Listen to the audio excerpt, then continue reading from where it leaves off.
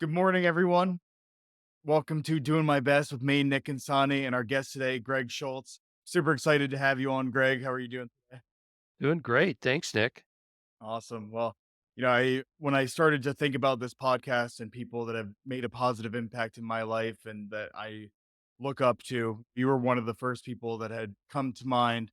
And we met each other just a few years ago, maybe 5 or 6 years ago now.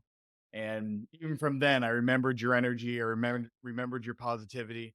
And when we met again, we quickly became close. And I've been keeping in touch. And I'm super excited to have you on today. So, do you want to give a little bit of background, who you are, what you do, that kind of stuff? Yeah, I'd be happy to, Nick. I appreciate your kind words. It's funny. We never really have a firm grasp on how we strike others. Hmm. Because we're all, I think, engaged in, like the title of your podcast, doing our best, Yeah. and we get so consumed with that, and whether we are or aren't, and all of the, so some of the apprehensive aspects of that we lose sight of the fact that there's a very simple lesson. It's very important to slow down, even stop and wait, Yeah. and just sort of be in the moment. And so just by way of background, I started out my professional life as a programmer.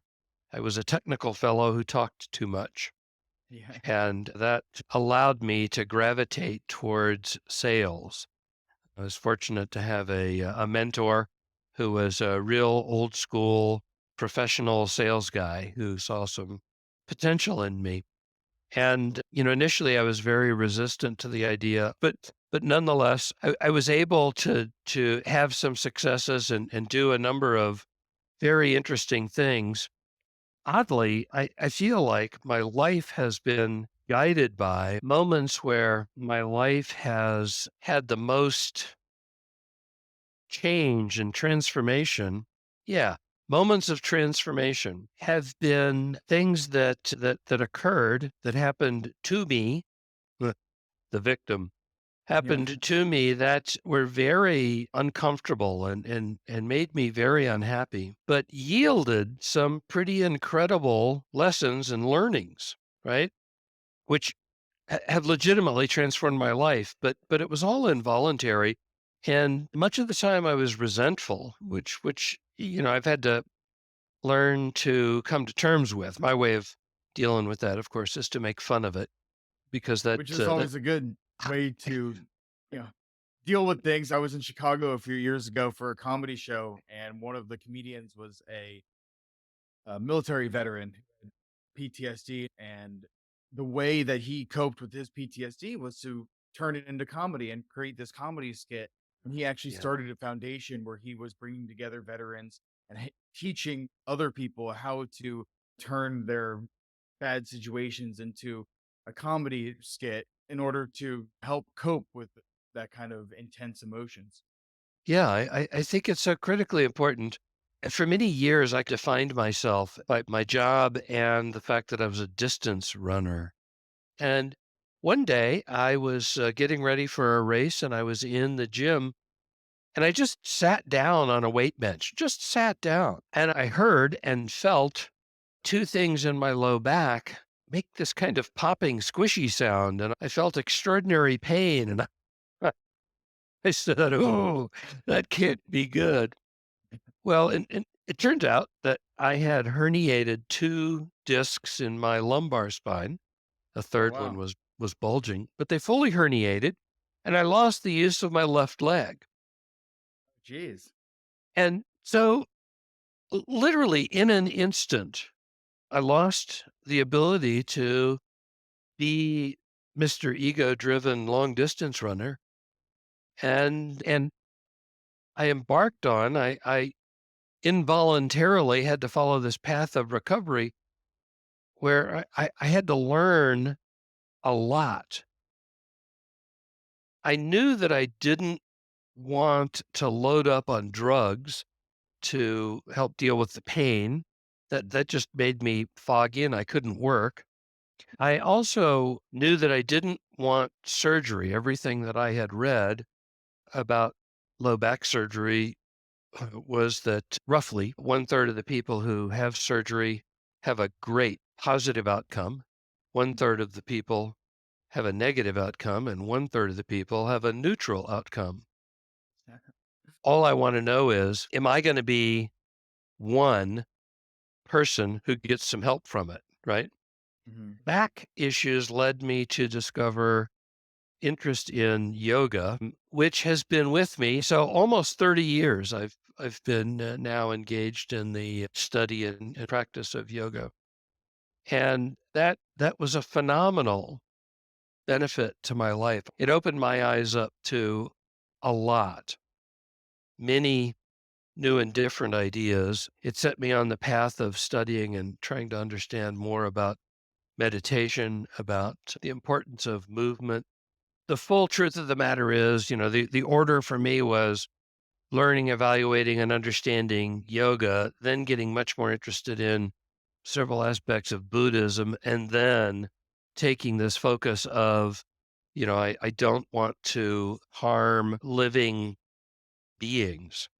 You mentioned, the feeling of feeling like you're losing, the reason for being here. And I know my wife's father, he loved riding motorcycles, and he got Yeah, into a really bad motorcycle accident when he was younger. yeah, Kind of had to go through all of that the yeah. rehab and everything, getting back out there. He was a long distance runner, couldn't run anymore, so he had to pick up the bicycle now because it was easier on his knees and stuff. So how do you come out of a feeling like you're losing that other self? Can you talk about maybe that process of, how you found your new self? Because I think a lot of people go through that where they've lost something in their life and they feel like, they have to reinvent themselves. For me and for everyone, I think it's a process, right? Yeah, definitely. And I came to some of these understandings very slowly. So, okay, so the study of Zen Buddhism is something that really speaks to me. Don't know why, it works for me. And one of my big time yoga teachers is a student of Zen as well. And so I've learned a lot from him as a result of that.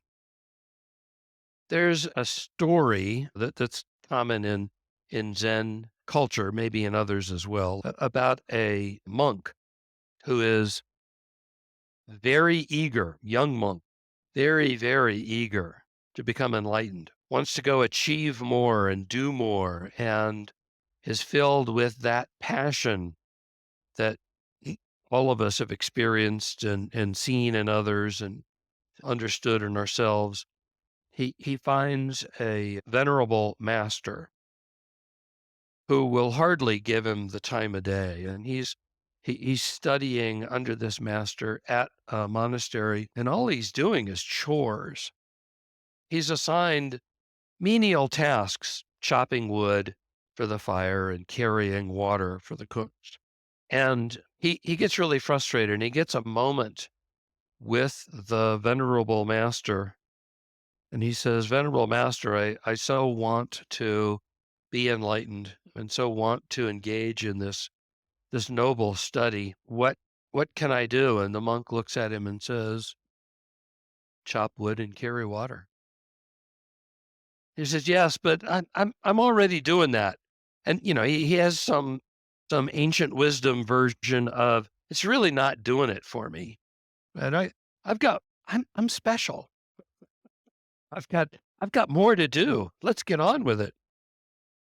And the master says, "Chop wood, carry water." And you go now, right? And so over time, he has several opportunities to slowly have these interactions with the venerable master, and keeps pressing on this. And the master keeps telling him, chop wood and carry water.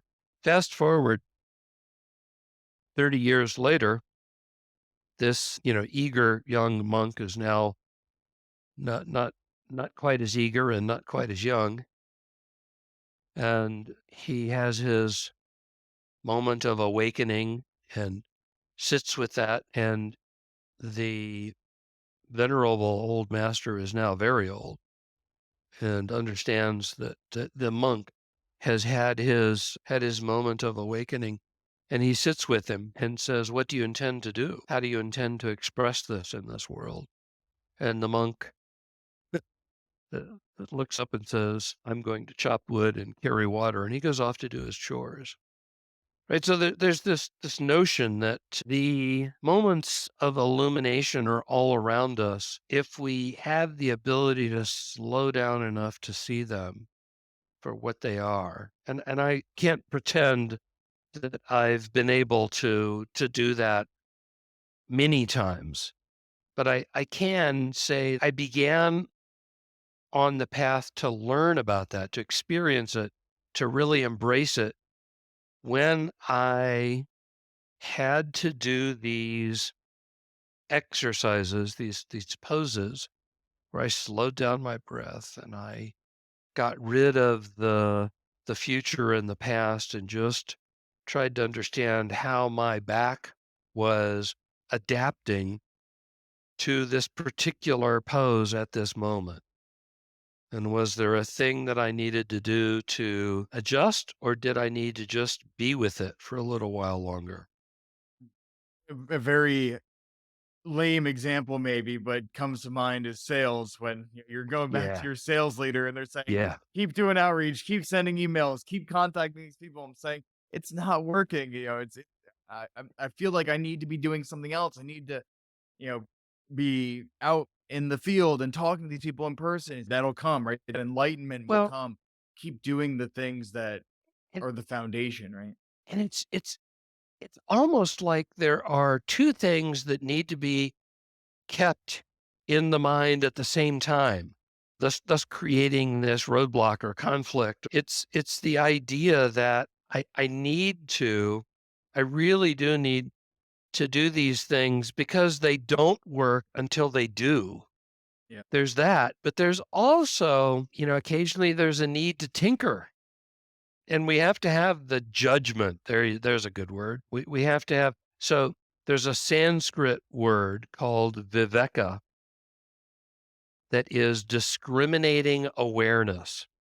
There's all this writing and these lessons about the importance of and the value of developing discriminating awareness. Well, how does anyone develop judgment?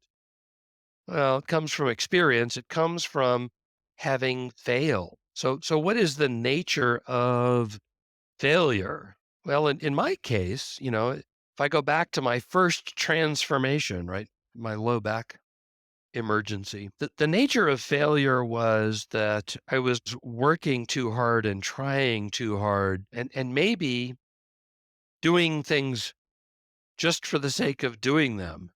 Well, that's kind of also the nature of chop wood and carry water, right? And so we have to do things until we grasp the understanding that we have to adjust things or change things.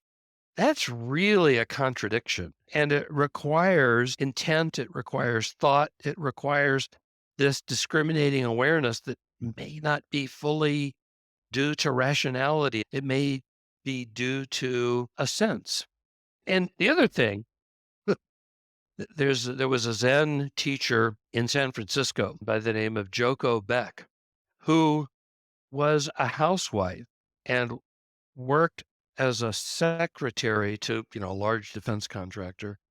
She had children and was in an abusive marriage, and she had to get out of that abusive relationship, raise her children, work to put food on the table and make ends meet.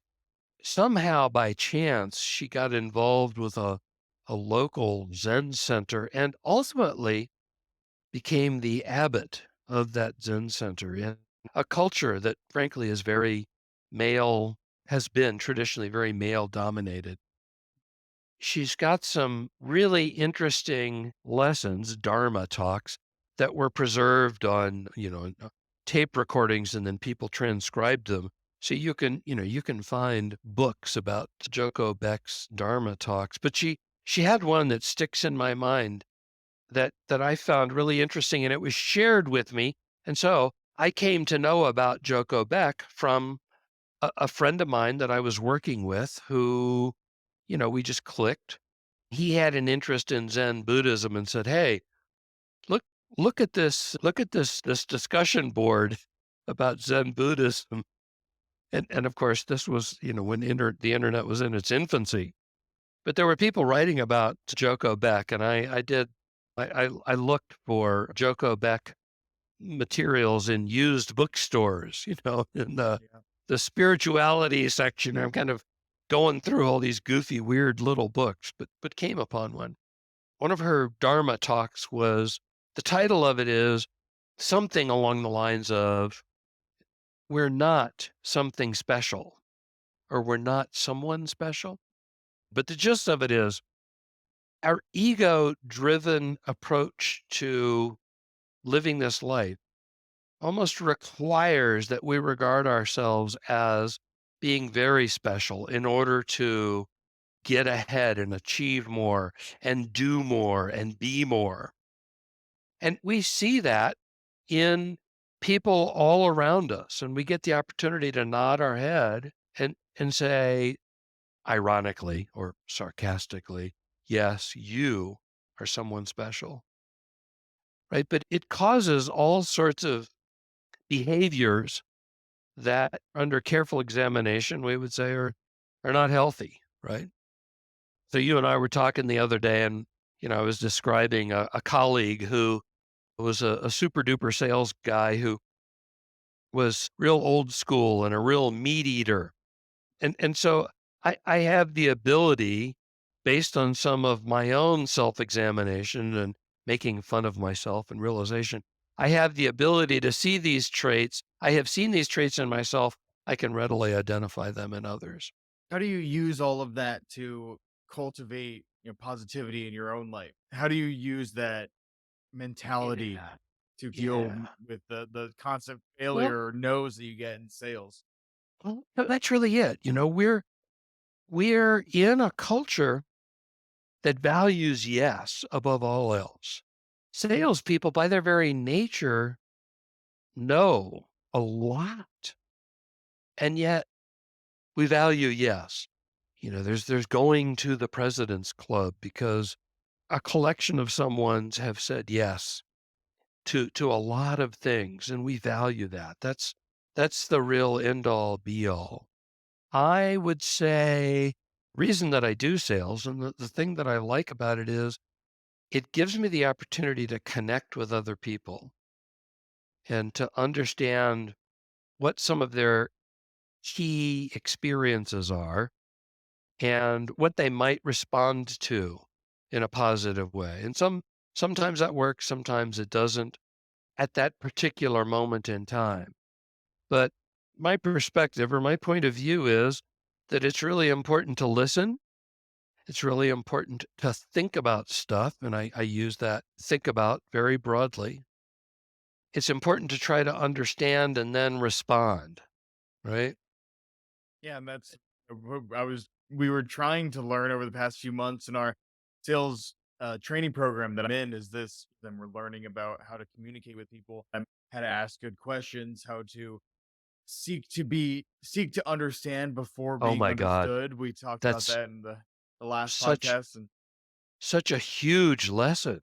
it really is, and that's what's led me to starting this podcast. I love that idea that you can go out in the world and connect with anybody, even if you're not an expert on the topic, and ask these great questions, really listen and hear what they're saying and gear the conversations towards learning rather than sometimes we fall into this trap of proving. We're both going back and forth trying to prove who knows more, who's the smartest person in the room, or who knows the right answer, right? Yeah. And it's Yeah. And that desire to be the smartest person in the room is really an interesting one, isn't it? yeah, it's definitely something that I've struggled with. Even knowing I'm not the smartest person in the room, I think it's back to the proving. I feel like I have to prove how intelligent I Yeah. am by Yeah. the facts that I'm giving or the statements I'm making. Maybe I just need to ask good questions. Maybe the questions that I ask and the conversations that I have are more telling of my intelligence rather than me spitting out facts. But that Covey principle, seek first to understand, that's really important. Step one in that is ask a question. Step two is listen and hear the response. And then step three Mm, is think about it, right? right. Understand the response. And sometimes understanding the responses is almost like a judo move, right? It's not attack and counterattack like we're trained to think, but instead it's where is this energy taking me? Yep. And so I Like a the kung fu, move with the yeah flow. Yeah. yeah Feel yeah, the energy going this way, go with the flow. and so it's not only in a fight like that. It's not about me against someone else. It's an attempt for me to feel the energy of the other, and for me to understand where I want to go and then try to find a way to get there, right? Yep. So Yeah, there's mutual there's, benefit there, right? or at least there's the ability to see that energy for what it is, right? What do you mean by that? See the energy for what it is. Um, Trying to sell someone something. What I'm really trying to do is not push a solution. That's services salespeople often criticize product salespeople because they're coin operated. They're a hammer in search of a nail or a screw. Doesn't matter, Yeah. right? Well, hit it either Um, way. yeah, yeah, yeah. Hit it. Just hit it. Yeah. And of course, that has radical differences in effectiveness. So my second opportunity for transformation occurred when I had divorced my first wife of many years and then remarried. And I had remarried a woman who was a very good friend of mine. We shared many common interests, shared absolutely a world view, and we had the opportunity to become very, very close. Then she got a cancer diagnosis, and 10 months later, she was dead. Wow. I didn't Um, realize it was that fast. yeah, yeah. And we both we had convinced ourselves that our lifestyle, our diet, our focus on movement and healthy habits, all of these things would see us through the worst life had to throw at us. And so once again, the ego creeps in, the prideful view of, the way I'm living my life is certainly superior to many of those around me who, are lesser beings because they're not they're not Goes vegan, back to they're that not monk vegetarian. story. Yeah, yeah, yeah.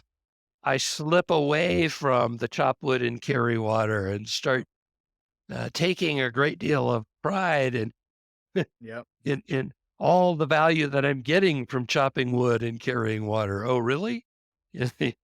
Well, we'll see about that. We'll see if there's not another lesson in here.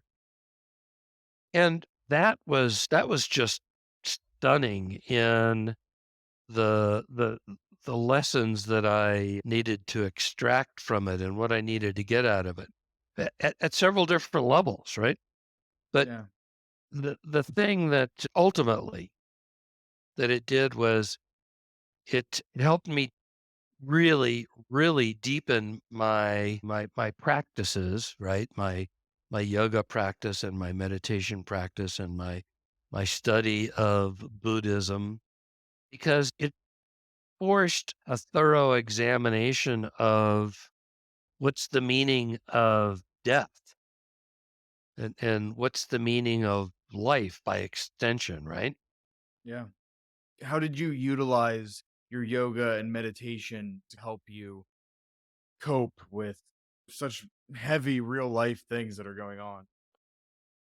Well, it really instilled the lesson of chop wood and carry water. At the time my wife passed away in my 60s, 63 or 64 years old, but I had a 2-year-old daughter, right? So I have 3 daughters right now, a 7-year-old, a 35-year-old, and a 37-year-old, right? So, but at the time I had a 2-year-old who was ready to be potty trained, and all of this, I don't know what you call it, all of this transition, all of this grief, all of these people coming and going in our lives and in our home, all well-meaning, all wanting to help, but all of this couldn't distract, my daughter and I from the Mm, things that she needed and I needed for, frequent daily sustenance and care. yeah. So she was ready to be potty trained. When when I had my 2 older girls, I was a self-important rising young executive in the IBM Corporation, right? I had nannies to do all that stuff. Yeah. That's literally true, right? And so, fast forward 30 years later, I'm trying to figure out how, if it's even possible for me to cope with the grief of losing my best friend, while at the same time saying, geez, Lucy's 2 years old. She's not actually forming words yet, but she's clearly ready to be potty trained. She's clearly got a need to develop into a, fully functional human. My job is to help her do those things. And so ultimately, there were many little stops along the way. But ultimately, the thing that I was able to get to was once again a teacher of sorts. That I read a book called The Five Invitations by Frank Ostateski, a fellow who's a Zen Buddhist, also in San Francisco. Um, and he was an active Zen practitioner and person who runs a hospice center. Mm, So part of the Zen practice is to develop a clear and in-depth understanding of the deathing process, right? really. Yeah, because it's a part of life and it's something that, my belief is that our Western culture just struggles with understanding death and getting, I don't know if the right word is, comfortable with death, accepting Mhm. death and accepting life. And so he wrote this book called The Five Invitations. And there's a lot that he does to, sort of put meat on the bones here, but the five invitations are: number 1 is don't wait. Number 2 is welcome everything, push away nothing. Mm, Number 3 is bring your whole self to the experience. Number 4 is find a place to rest in the middle of things. And number 5 is cultivate, don't know, mind. mm. Which one of those I've is your favorite? I don't know that there's a favorite. Every one of these has real relevance. I think it's cultivate, don't know, mind, if I had to pick one. There's this idea that if I don't know, then each new experience is an opportunity to learn.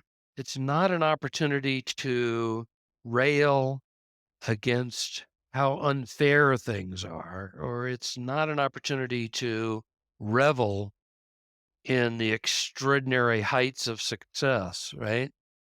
It's all an opportunity to learn. And And that's so challenging for people, and I want mm, to commend you for even, attempting at that. My mom a few years ago when I was going through college and it wasn't going the way I wanted it to go. I'm yeah, trying to figure out who I am and yeah. what I'm gonna be. I keep every day I'm saying I'm not where I want to be. I need to be at this next stage. I need to be at this next stage. And she sent me the song by Billy Joel, Vienna, And it says, "Slow down, you crazy child. You're so ambitious for a juvenile." It really encompasses that of just like live in the moment. Don't, be present in where you are, and the good things will come as long as you keep that in mind. That be present, experience everything today. Don't take anything for granted, and just be along on the journey, right? And that that notion has so much value wrapped up in it that it's easy to miss it. And I honestly, I love to poke fun at, the spiritual guides and the yoga teachers that say be in the moment. But here I am, right? Here the two of us are saying, yeah, it's important to understand what's around you, to value what's around you, to really grasp what we're learning right now. So I've got a 7-year-old daughter, and I'm an old guy. Yeah. So Yeah. I How do you now work with all that? I have to learn how I have a need to be just like my Uncle Bud, who lived to be 98 years old. He Wow. passed away a year and a half ago. Uncle Bud was my favorite old guy. He and my brother, sorry, he and my father grew up very, very close. Their father left them when they were young. Their mom raised them. She owned a diner and worked as a waitress. Her husband who left was the cook. But she worked from early morning till late at night. Wasn't there for them a lot. They relied on one another. They were very close. I had lots of issues with my dad, but my Uncle Bud, man, he was the guy that I could relate to and love and want to emulate because he had a terrific sense of humor and, was a thoughtful fellow and cared for others. So I've got an appreciation now for the idea that I need to be like Uncle Bud so that I can help my daughter learn and see and experience things and do my level best to not burden her, with the nonsense and help share with her the things that are important and valuable. Um, It's extremely commendable of you. that's a concept that I don't understand. What the concept that I think is more important is this idea of look around. Each of us has the opportunity to look around and say, what are the things of value that I can share? And what are the things of value that I can get Yeah. so that I can share with others later? It turns out that these transformational opportunities are intended to help us see that. So my view is not that I've experienced these horrible things and am somehow rising above it. That's the opposite of my worldview. My worldview is more, oh, I've got a really, really different way to chop wood and carry water. And it's not a way that I could have foreseen. I'm not sure that I would have made an active choice in the steps to get here, but my tasks or my responsibilities are clear. It's not something that I would ever choose to avoid or run away from or attempt to get out of. And yet, I think we all can imagine a world where a person's anxiety is so great that they would run away for fear of failure. And Yeah. and that's really the thing that is a constant, monkey on our back where we're sitting there saying, "Oh my God, am I gonna fail? Is this will I achieve or not achieve?" And that's not it's it's very difficult to get to the point where you can say, "Oh, that's not actually the question." The question is, am I being right now? Am I doing right now? Am I chopping wood and carrying water? Or am I spending a lot of energy avoiding and running?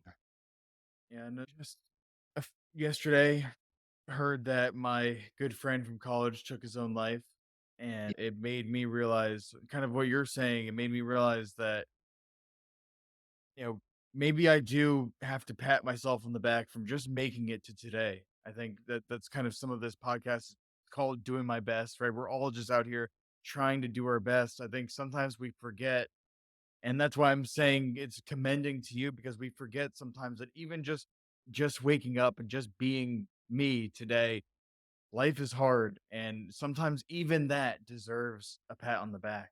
As simple as it might seem, It's but it really is. it is true. It is Yeah, very true. And so there are moments when we wake up and I say, so Lucy's 7, she's just at the point where, she's learning how to do a few things for herself around the kitchen. But yeah, for every morning for, the last 4 years, I would wake up and say, "Well, what's Lucy gonna have for breakfast this yeah. morning?" Right? And it's been a wonderful coping mechanism without being a coping mechanism, if that makes any sense. It allows me to do the mundane, to take a breath, and, I can find a little respite. What is it? Franco Statesky said, "Find a place to rest in the middle of things," right? Yeah. I have the ability to find a way to rest while I'm, doing the mundane. It sounds like Okay, a let me routine, like a yeah. routine is kind It's of a place to rest in the middle of the craziness, right? yeah, yeah, and that is the lesson that allows us to continue doing the things, when we're sales hunters, it's a matter of doing more outreach. It's a matter of, saying, "Yeah, this isn't working, and it won't work until it does." Definitely. It is that maybe I'll try to think through writing a few thoughts down about the joy of mundanity. So I think that's exactly what you're talking about when you're saying find a place to rest inside the craziness, is Yeah, that the yeah. mundane is actually that place of rest. I forgot where I read this or where I heard it, but it said that your rest in a crazy productive life is in accomplishing those tasks. Completing the things that need to get done sometimes is the place of rest, when you can finally say, I did it. I did what was on my to-do list today. I had these 5 things, I completed it all. That feeling is just as restful as, or, sometimes it gives you that same contentment. There's a guy by the name of Jack Kornfeld who was one of the 3 founders of the Insight Meditation Society. He's a really interesting guy. He teaches on a regular basis at a, meditation center in Northern California. But Jack Kornfeld, I listen he has a podcast called Heart Wisdom. I listen to it regularly and enjoy his talks. He wrote a book, and it speaks to this idea that you and I are discussing right now. And it's this notion of the title is something like, enlightenment question mark, first the laundry, right? And Mhm. it's the idea that, we have to do the laundry. We have to prepare meals. We have to wash the dishes. We have to do all these things that life requires. That's one way of looking at it. The other way, though, is to what you were saying, it makes that rest, it makes that pause accessible for all of us, Definitely. right? So I read a subreddit, on meditation, and it makes me want to pull my hair out. It just makes me absolutely crazy because, I've come to be a meditator through a learning process that involves teachers in a one-on-one environment. So I read these articles about people, Westerners, who are, on the subreddit, and they're trying to understand more. They're trying to figure out how they can be good meditators. Mhm. And they're trying to do it by reading books and watching YouTube videos. Who knows? Maybe, there's TikToks about meditation. I I'm just sure there is. I couldn't imagine a bigger contradiction, but yeah, I'm sure there is, Mm. or there are. And there's one side of me that says, "Oh, that's nice. They're curious and they're trying." The other side of me, wants to shake my hands and say, "Find a teacher, do it, stick with it." Right? It doesn't. And the idea is that there are lots and lots and lots and lots of misconceptions about developing a practice. The most important misconception, I think, is this idea that you have to calm your mind to the points where you have no thoughts. I just, It's the hardest part for I, me. it's nonsense. It's Yeah. complete and utter claptrap. Well, do you have any advice, for people out there who have never Yeah, meditated before, just yeah, trying to get yeah. in started? You said find a teacher, do it, and stick with it. And what other advice do you have maybe for folks who are just getting started in that meditation journey and Focus on the need some help? process. The only thing that's important is slowing down. And back to our earlier conversation, learning how to be in the moment. Because once we're in the moment, we're open to the things that are. What do you mean by that? That's like, Yeah. Stress is the mind's inability to accept things as they are. hmm, So the whole point to insight, the whole point to meditation, the whole point to mindfulness is to see things as they really are. There's this idea that when someone comes at me and they're very angry and they're shaking their fist and they're shouting, are they really responding to something I've said? Maybe. But in all likelihood, something has triggered them, and it's something that's a repetitive stress pattern that they've experienced over and over and over again. People that have PTSD that go into therapy learn what those triggers are. And then they try to understand or get under the covers of, or they learn how to be with a trigger, right? Sit with a trigger. Well, we all have these triggers. And so there's this notion of meditation where you sit with and you repeat over and over again this idea that you say, may I be healthy, may I be safe, may I be happy. And I can project that out to others. May you be Nick, may you be healthy, may you be safe, and may you be happy.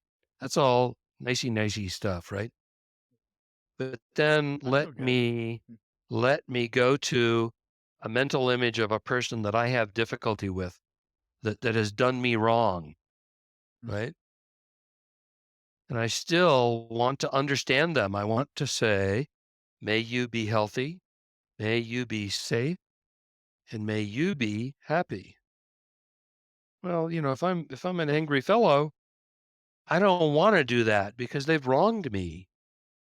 And so the idea of being able to go through this process over and over and over again of being with a particular emotion or seeing things as they are is trying to understand some of the underlying causes.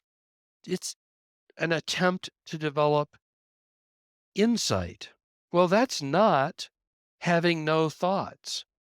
Now, I do not pretend to be an enlightened fellow. I have not had that moment of Sartori. I've had the little guy in when I'm in sesshin at the Zen center, and the little guy is walking around smacking people with the bamboo sword. You know, I sign up for that every time he comes by. He smacks me. I still don't get enlightened. But it seems to me, this is all we can do, right? It seems to me that the important thing is the doing. It's the sitting with it. It's the process. And so that's why I feel it's important for many people who are beginners to start out with a teacher who keeps pulling them back to the basic, the mundane, the chop wood and carry water. And so that's why so many meditation instructions say be with your breath, right? Or count your breath, because the breathing is something that's autonomic. It's basic. We're going to do it until we don't, right? And at that point, all desire falls away, right? Definitely. All life falls away. Yeah, and that's a perfect lead into one of our final topics here. We have a few more minutes, but one of the things that I really like to do is grounding techniques. One of my, when I'm feeling overwhelmed or anxious or stressed, the place that I go is driving in the car at night, when everybody else in the car is sleeping, it's quiet, and I put my hand up on the window, and I feel the cold of the window on my hand. So she said you needed, Yeah, to be able to think about it, to feel it. So that's why the cold part is like my way to feel it and really be there. Do you have a grounding technique, and absolutely. where's your peaceful Absolutely. spot? One of the real benefits to me of a yoga practice that I never would have imagined when I started is part of yoga is breathing exercises. It's referred to as pranayama, and that is prana is energy. So the yogis that believe that we can control energy by breathing. And so there are a couple of different breathing exercises that I find helpful, but the easiest one is something called 3 heart breath. So if you find a comfortable seat, so your feet are on the ground, your hands are probably most comfortably on your thighs, and you lift yourself erect so that your sternum comes up just a little bit. And if you know you have tech neck where you track your Yeah, head forward, definitely. if you know you have that, we all do. Many of us do. Lift your occiput and your ears, lift them up and allow your head to come back a little bit. And then allow your gaze to go soft. Some people want to close their eyes. That's fine if you want to do that. But take a breath in, let a breath out. Now breathe in 1/3 and pause, just a pause. Breathe in a second third and pause. Breathe in a third and pause. Exhale all at once. Breathe in 1/3. Breathe in a second third. Breathe in a third. Exhale all the way out. I like that one. That it's called 3 part breath. And you can also change it up, reverse it, and do it on the exhales. That's a little crazier feeling. And is that just to focus your mind on the breathing, or is there something to do with the short breaths, or is it just to have a It, rhythm? it's to have a to my way of thinking, the easiest context to provide this with, you can end on this note. The whole point is to slow the fuck down. Yep, It's to love be that. so Ram Dass had a book that came out in the early '70s, Be Here Now. Oh, I used to love making fun of that. Still do. Be here now. But it's it's a better way of saying, "Slow the fuck down." Yeah, and Right? everything in life, right? I mean, that's Yeah, kind of what the yeah, doing my best is about, is just absolutely. being appreciative of the effort that you're putting in and know that you're doing your best or you're putting your best foot forward. Well, And yeah, I think I really appreciate you getting on and opening up and dude, talking about it all. well, Talking about it all. good luck in editing this down. It's great conversation, Greg. Thank you so much again for being on Thank you, doing my Nick. best. And I you have a great I rest of do your day. appreciate this. You too.